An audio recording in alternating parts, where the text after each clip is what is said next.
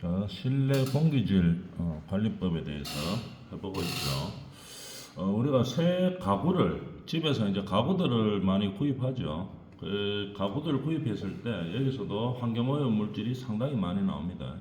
그래서 뭐 어떻게 관리를 주로 하는지, 그 다음에 어느 정도 시간이 지나야지 가구를 구입했을 때 그 오염 물질들이 없어지는지, 뭐 다는 없어지지는 않겠죠. 그렇지만 일반적으로 통계적으로 한 어느 정도 시간이 지났을 때 그 오염 물질이 없어지는지 이런 것들에 대해서 한번 알아보도록 합시다. 우리가 뭐 새 가구나 새 가전 같은 거를 구입할 때는 주로 뭡니까? 이 내용물이 성분들을 보죠. 그리고 보고 화학 물질이 최대한 적게 구성되어 있는 그런 제품을 구입하는 것이 좋죠. 근데 이제 화학 물질이 좀 적게 되어 있고, 그 다음에 뭐 자연 친화적인 그런 제품들은 보면 가격이 조금 비싸죠. 그래서 그런 뭐 차이점, 장단점이 있는데, 그래서 이제 개인 사정에 따라서 그런 화학 물질이 가장 적게 함유되어 있는 물질을 구입하는 게 일단 실내 공기질 쪽에서는 좋겠죠. 공기질 관리 쪽적인 측면에서는 상당히 좋습니다. 그래서 우리가 구입할 때부터 친환경 제품을 구입하는 게 좀 도움이 많이 되는 겁니다. 그 다음에 가급적으로 뭐 성형 제품들이 있죠. 압축하거나 뭐 예를 들어서 우리가 나무 제품들 이런 걸 보면은 MDF를 주로 많이 사용하죠. 가구 쪽에서 보면은 MDF가 뭐냐면은 목재 같은 것들을 우리가 합판 같은 거나 이래 중요한 목재들을 만들고 남은 그 목재들 있죠. 그죠? 그러니까 여분의 목재들이죠. 그것들을 다 모아서 그 다음에 이제 압축 성형해서 만드는 거죠. 그래서 이렇다 보니까 압축을 성형을 하다 보니까 어떻게 됩니까? MDF 이런 것들은 주로 오염 물질들이 많이 있습니다. 원재료 그냥 그대로 가져와서 쓰면은 아무래도 실내 공기질을 오염시키는 그런 물질들이 적죠. 화학 제품이 안 들어가기 때문에.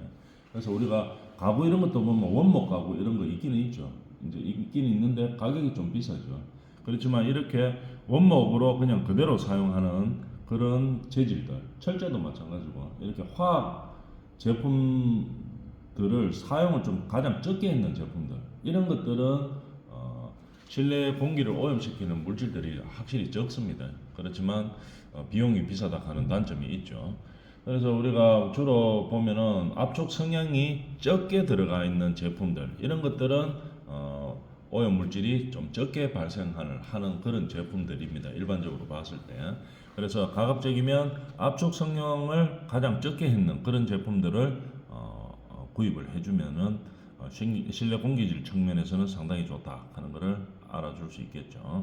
그 다음에 그러면 우리가 보면 친환경 제품이다고 하면은 가구라든지 뭐 가전제품이라든지 이런 것들은 전부 환경부가 주관하는 그런 뭐 한국환경산업기술원이나 한국공기청정협회 주관은 이제 환경부가 되겠죠. 거기에서 정보를 다 명시를 해놓습니다. 그래서 그런 친환경 제품인 제품들을 구입해주면 우리가 공기 측면에서는 오염시키는 물질이 적다 이렇게 볼 수 있겠죠. 그 다음에 가구를 샀을 때 총 휘발성 유기화합물 방출량을 갖다가 우리가 데이터로 이렇게 표시를 해놓는 겁니다. 그 보면은 가구를 이제 새 가구를 샀다고 보면은 제일 많을 때가 언제겠습니까? 오염물질이 처음에 샀을 때가 제일 많겠죠. 그래서 2시간, 4시간, 8시간 이렇게 지나면서 방출량이 조금씩 줄어듭니다. 보면은 하루 정도만 지나면 한 반 정도로 줄어들죠. 휘발성 유기화합물 방출량이 반 정도로 급격하게 줄어듭니다. 첫날 제일 많이 나온다는 얘기겠죠. 만들어 가지고 왜냐하면 화학 성형을 했기 때문에 가공을 했기 때문에 그때 화학 물질들이 들어가기 때문에 처음에 가장 많이 방출됩니다. 그 다음에 어떻게 됩니까? 날이 갈수록 조금씩 줄죠. 그 가구의 종류에 따라서도 방출량이 이렇게 다릅니다. 여기 보면은 내용물이 있고 가골 방출량이 있죠. 보면은 제일 많은 게 뭡니까? 이거 가구 중에서 요게 제일 많죠. 요 라인에 있는 게 제일 많죠. 제일 많은 게 보니까 침대네요, 그죠? 침대가 오염 물질이 가장 많고, 그 다음에 종류별로 이렇게 다 방출량들을 우리가 분석해 볼 수 있죠. 근데 여기서 보면은 친환경 제품들이 여기 있죠. 거실장 친환경 제품 이렇게 되어 있는데, 친환경, 그 다음에 화장대도 친환경 제품 이렇게 있죠. 여기 있네요, 화장대. 그래서 친환경 제품인 것을 보면은 처음에 발생하는 자체도, 오염물질 발생하는 자체도 상당히 작습니다. 처음에 일단 발생 자체도 작습니다. 친환경 제품을 사용을 하면. 친환경 제품이 아닌 것들은 어떻게 됩니까? 이어서부터 시작하죠. 상당히 높죠. 이런 식으로 발생이 된다 이 말이겠죠. 그래서 혹시 만약에 너무 비싸가지고 친환경 제품을 구입을 못하고, 그다음에 일반 제품 뭐 친환경이지 않은 제품을 구입했다라고 하더라도 우리가 이 데이터를 보면 알 수 있죠. 며칠 정도 되면 비슷비슷합니까? 그 오염물질 방출량이 한 2주 정도 지나면 비슷하죠. 물론 친환경 제품은 좀 더 작습니다. 그죠? 그렇지만도 일반 제품을 사용하더라도 보면 14일 정도 지나면, 2주 정도 지나면 거의 방출량이 이제 최저점에 달하는 거죠. 그럼 2주 동안 가구 사가지고 2주 동안은 최소한도로 어떻게 해야 됩니까? 가구 같으면 장롱 같으면 문 다 열고 서랍도 다 빼고, 그죠? 서랍도 다 뺀 상태에서 그 다음에 우리가 베이크아웃을 시켜주는 거죠. 베이크아웃을 시키면 제일 낫고, 그러니까 보일러를 떼는 게 제일 낫죠. 그래서 베이크아웃 시켜서 그 다음에 보일러를 많이 떼가지고 오염물질을 급속하게 빨리 증발시키고, 그 다음에 문 열어서 환기시키고, 이거를 한 4-5번 해주면 됩니다. 그게 제일 좋은 방법인데, 만약에 그게 뭐 여건상 베이크아웃 시킬 그런 상황이 못 된다 이러면은 어떻게 합니까? 일단 문이라도 열고, 그죠? 장롱 문 열고, 그 다음에 서랍 문 열고, 그 다음에 이제 환기를 시켜줘야 되겠죠. 자연 환기를 시켜주는데 보통 며칠 정도, 최하로 14일 정도는 시켜줘야 됩니다. 가구를 샀을 때. 그래야지 오염물질 방출량이 확 줄어들죠. 이 데이터를 보면 이제 알 수 있죠. 14일 정도 되면 거의 최저점에 달한다 이렇게 되는 겁니다. 이런 우리 데이터를 통해서 우리가 새로운 가구들을 샀을 때 어떻게 우리가 실내 오염물질을 줄이기 위해서 해야 되느냐, 그런 것들을 알 수 있죠. 일단 가구를 사면 부엌 가구건 뭐 장롱이건 침대건 간에 일단 문이 닫혀 있는 그런 가구들은, 뭐 싱크대도 마찬가지일 것이고, 뭐 일단 문이 있는 것들은 일단 문을 다 엽니다. 서랍 있는 거 서랍 다 빼면 제일 좋지만 못 빼더라도 일단 열 수 있는 만큼 최대한 열어가지고 오염물질을 빨리 없어지도록 그렇게 하는 거죠. 베이크아웃을 실시하면 제일 좋고, 만약 그게 안 되더라도 자연적으로 오염물질이 방출되도록 최소한 몇 주 정도, 2주 정도, 14일 이상 정도는 해줘야지 된다 하는 거, 그런 내용을 알아주면 되겠죠. 그 다음에 전기나 전자제품을 우리가 많이 사용하죠. 우리가 생활하는 데 있어서 뭐 전기나 전자제품을 없을 수는 없으니까 많이 사용합니다. 특히 뭐 우리가 주로 많이 사용하는 게 뭡니까? TV, 컴퓨터, 뭐 프린트기 이런 거, 청소기 이런 것들은 뭐 다 필수품이죠. 생활 필수품이기 때문에 뭐 없으면은 실내 공기 오염 쪽에서 보면은 뭐 가장 적겠지만도 우리가 이거 없이 살 수는 없기 때문에 사용을 합니다. 사서 사용을 하죠. 사용을 하는데 이 전기나 전자 제품을 사용할 때 어떻게 됩니까? 미세먼지나 화학 오염 물질을 상당히 많이 배출합니다. 그래서 우리가 생활하면서, 그죠? 뭐 이런 전기 제품이나 전자 제품을 쓰면서도 실내 공기가 오염이 되고, 만약 이걸 안 쓰더라도 사람이 아무 뭐 가구나 전기 제품이 아무것도 없는 상황에서 집에서 살아도 그냥 숨만 쉬어도 어떻게 됩니까?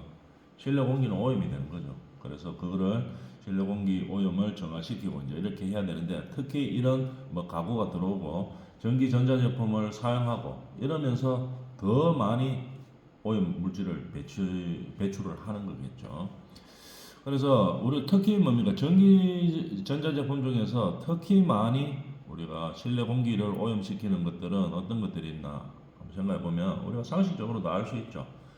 가스 버너 이런 거 겨울에 추워가지고 가스 버너 틀죠. 우리는 집에서 주택에서는 뭐 우리가 온돌 문화가 되어 있기 때문에 방바닥이 따뜻해지는 그런 형태죠. 우리나라 건축물은. 그래서 가스 스토브를 많이 사용 안 하는 경우도 많습니다. 전기 스토브나 가스 스토브를. 그래서 방바닥이 따뜻해지기 때문에 우리는 그래도 좀 조금 실내 공기 오염 쪽에서는 조금 덜하죠. 그런데 온돌 난방 구조가 아니고 저기 서양 같은 데 보면은 뭐 미국이나 이런 데 서양 같은 데 보면은 온돌 난방 구조가 아닙니다. 주택 구조 자체가 뭡니까? 이런 벽난로나 아니면 가스 스토브, 전기 스토브를 통해서 공기를 데우는 형태죠. 방바닥이 따뜻한 형태는 아닙니다. 우리나라처럼 바닥에 뭐 엑셀 파이프를 통해서 온수를 돌려가지고 방바닥 따뜻하게 하는 그런 형태가 아니죠.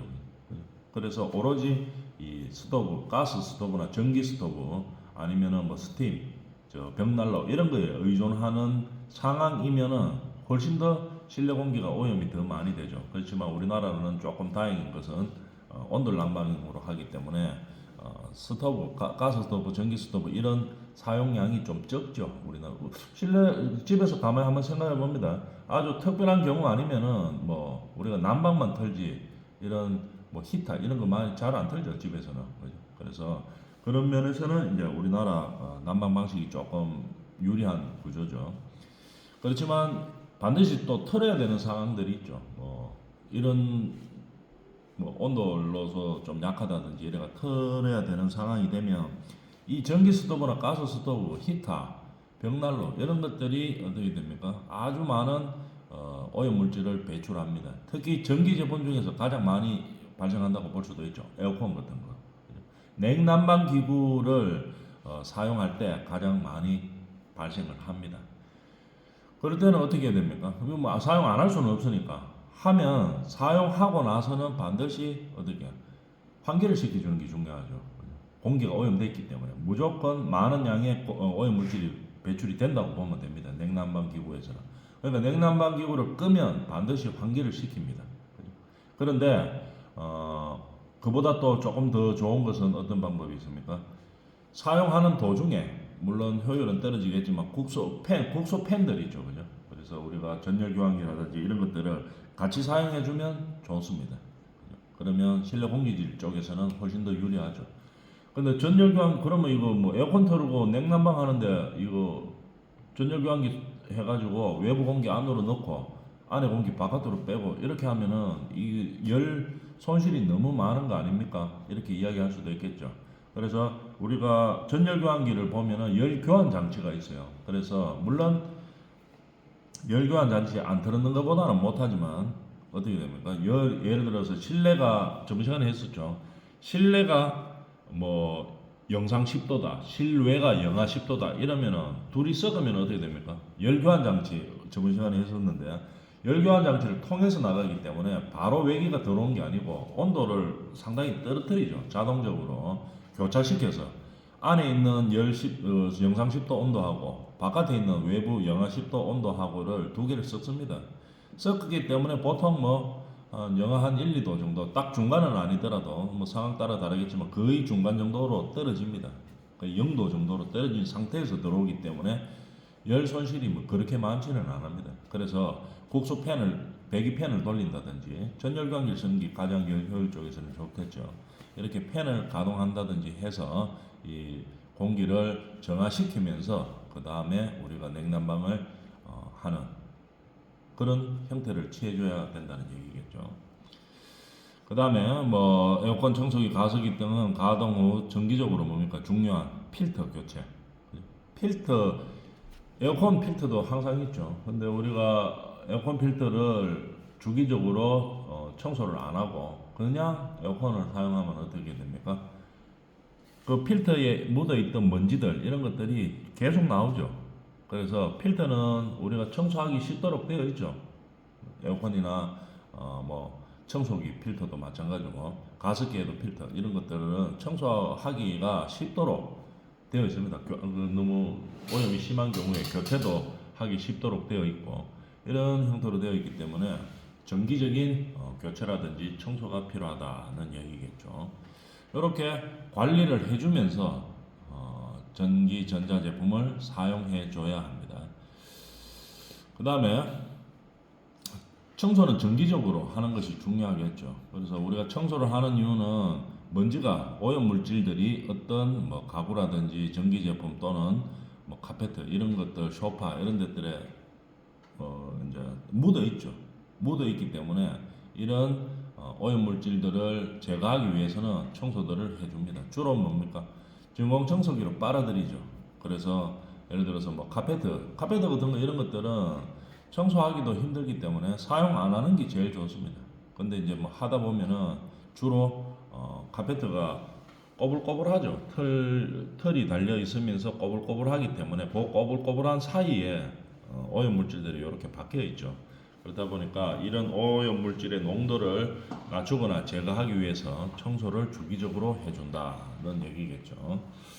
그다음에 미세먼지는 주로 뭡니까? 이런 뭐 바람이 불면 떠다니죠. 실내에서 공기 중에 이렇게 떠다니다가 우리가 이제 밤에 잠을 자고 이럴 때 깔아앉죠. 깔아앉으면서 바닥에 물론 제일 많이 쌓여 있겠죠. 그렇지만 벽면이라든지 가구, 옆면, 천장도 마찬가지고 이런 데도 다 묻어 있습니다. 그죠?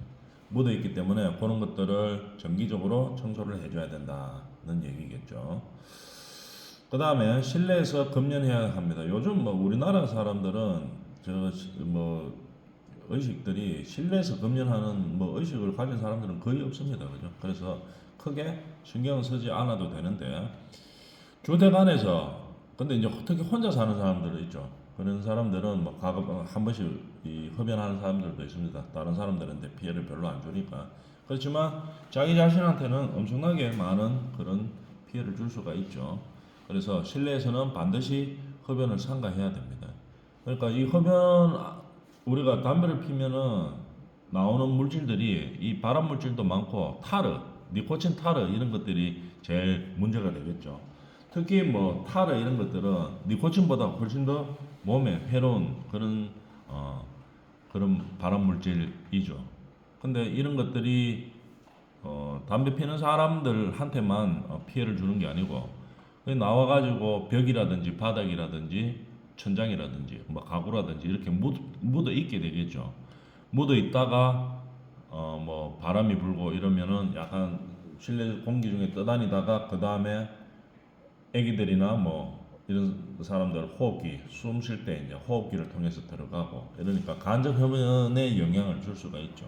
그렇기 때문에 실내에서 흡연은 절대 삼가하도록 합니다. 인체에 그 담배에 있던 그런 발암 물질들이나 이런 것들이 인체에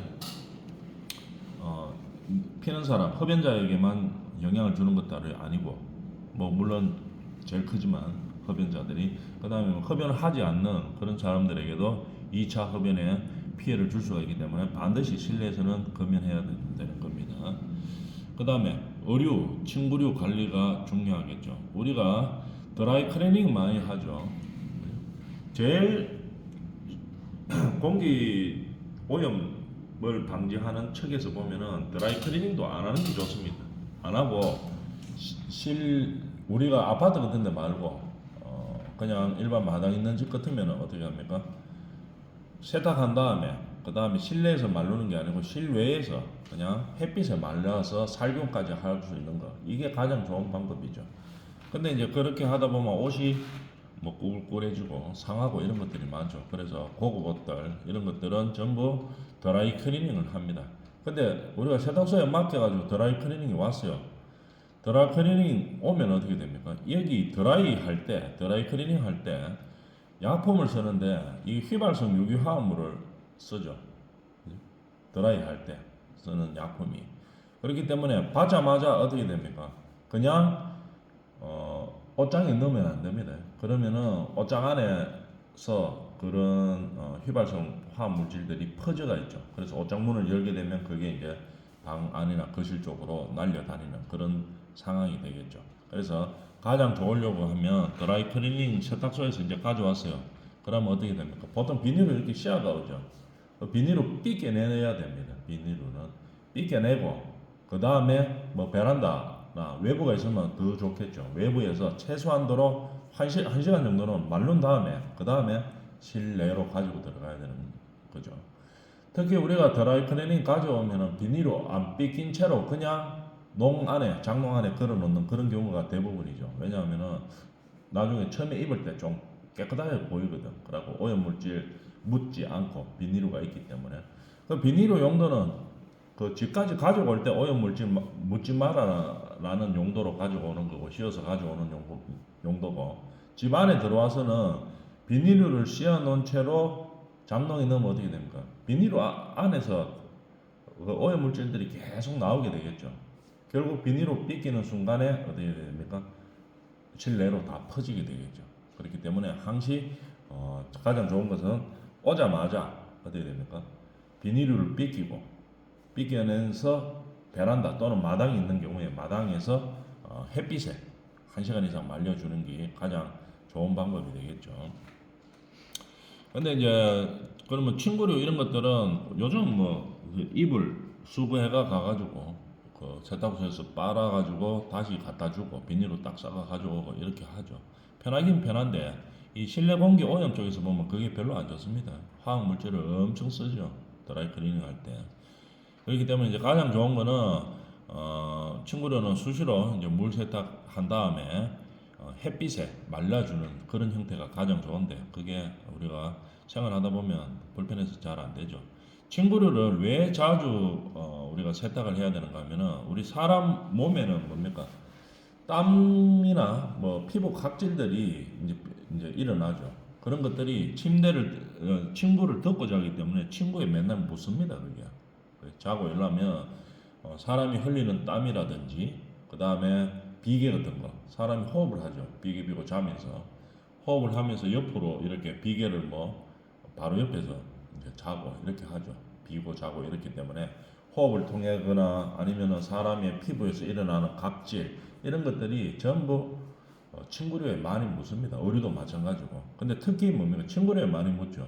그렇기 때문에 침구류는 자주 세탁하거나 햇볕에 말라주도록 그렇게 합니다. 세탁할 여건이 안 되면 최소한도로 마당에 빨랫줄 같은 거 비치되어 있는 집들이 있죠. 그래서 햇볕에 말라서 살균시키고 이렇게 해줘야지 찐득이나 미생물들이 성장하지 못하도록 그죠? 방지를 하는 거겠죠. 침구류 뭐 문제고 제일 문제가 좀 많이 발생할 수 있죠. 왜냐하면 사람 피부에 닿는 부분이기 때문에. 또 특히 뭐 어떤 게 문제가 되는가 하면 카페트 이런 것들. 카페트는 아까도 이야기했지만 바닥에 깔려 있으면서 털이 이렇게 나가 있죠. 털이 꼬불꼬불합니다. 그러니까 꼬불꼬불 안으로 오염물질들이 박혀 있으면 이건 햇볕에 말라도 잘 안 돼요. 특히 뭡니까? 애기들 인형 같은 데도 보면은 보통 인형이 다 털이 있죠. 털이 있는데 털이 있는 것은 전부 오염되기 쉽다고 보면 되는 겁니다. 왜냐하면 쉽게 오염이 돼도 턴다가 틀리는 게 아니거든. 그 다음에 햇빛에 마른다고 해서 그 살균이 되는 것도 아닙니다. 그 안에 있기 때문에. 그래서 특히 인형이라든지 이런 거 애기들이 뭐 자주 안 빨아주면은 그 안에 더러운 것들 애기들은 또 막 인형 막 입으로 빨기도 하고 그렇게 하죠. 그죠? 그러다 보니까 그 세균들이 그러면 애기들 입으로 다 들어가고 이제 그런 문제가 있습니다. 그러면 이제 건강에 상당히 안 좋아지죠. 특히 애기들이 많이 이 몸에 닿을 수 있는 침구류, 애기들 사용하는 침구류라든지 아니면은 뭐 인형이라든지 카페트라든지 이런 것들은 특히 더 신경 써서 오염 관리를 해줘야 되겠죠. 그 다음에 우리 또 이제 우리 생활용품들 중에서 문제가 가장 또 심한 침대 매트리스 이건 정기적으로 우리가 소독해주고 청소해줘야 됩니다. 그 다음에 표면재를 뭐 표백제 이런 걸로 닦아주고 이렇게 해야 되겠죠. 그 다음에 앞뒤를 이거 바꿔줘야 되겠죠. 거꾸로 밑에 우리가 침대 자는 부분 말고 밑에 매트리스가 있죠. 그 부분에 오염이 심합니다. 반대로 뒤집어 줘가지고 그 부분에 매트로 쓸 수 있으면 자주 바꿔서 사용하는 것도 좋은 방법이죠. 근데 뒤집어서 사용할 수 없는 상황 같으면 뒤집은 경우에 우리가 표백제로 깨끗이 닦아주고 그 다음에 물걸레질을 해주고 그래서 햇볕에 말라주고 이런 과정들이 필요합니다.